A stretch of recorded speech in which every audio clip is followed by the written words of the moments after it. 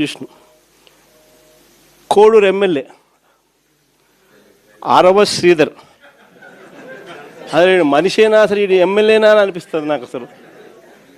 అసలు ఈ అరవ శ్రీధర్ అనేవాడు ప్రభుత్వ ఉద్యోగి అయిన ఒక అమ్మాయిని భయపెట్టి బెదిరించి రేపు చేసి హెరాస్ చేసి స్వయంగా ఆ అమ్మాయి తనకు జరిగిన అన్యాయాన్ని కూడా ఏకంగా సాక్ష్యాలు ఆధారాలతో సహా బయట పెట్టింది. ఆముదాల వలస ఎమ్మెల్యే ఇంకోడు కూన రవికుమార్. ఈయన గారి వేధింపులు భరించలేక గవర్నమెంట్ స్కూల్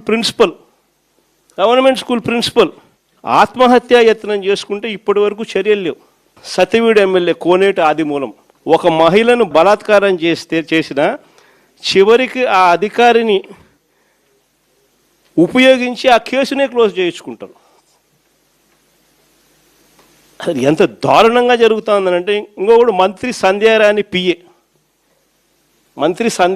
పిఏ ఇంకొకడు తనను లైంగికంగా వేధిస్తున్నాడని మరొక ప్రభుత్వ ఉద్యోగి అయిన మహిళ ఫిర్యాదు చేస్తే అతన్ని వదిలేసి ఫిర్యాదు చేసిన ఆయమను జైల్లో పెడతారు. ఆయమ మీద కేసు. ఇంకోడు గుంటూరు ఈస్ట్ ఎమ్మెల్యే నజీర్ ఇంకోడు. ఈ మనిషి అశ్లీల వీడియోలు కూడా ఆయనతో మాట్లాడుతున్నాడు, ఈడు అశ్లీల వీడియోలు చూస్తూ ఉన్నాడు, ఈడు అశ్లీలంగా చేస్తూ. అసలు వీళ్ళు ఎవడు అసలు ఏ ప్రపంచంలో ఉండవు. ఇంకోడు మంత్రి సుభాష్, వాసంశెట్టి సుభాష్ ఇంకొకడు. ఏకంగా అశ్లీల డ్యాన్సులు చేస్తూ ఏకంగా చిందులేస్తానంటారు.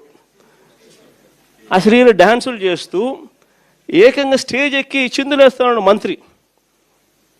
అసలు నాకు ఆశ్చర్యంగా ఉంది. అసలు జంగల్ రాజ్యం అని అంటే ఇంకా వేరే పేరు ఏమైనా ఉంటుందా ఈ ప్రభుత్వంలో జరుగుతూ ఉన్న పనులకు?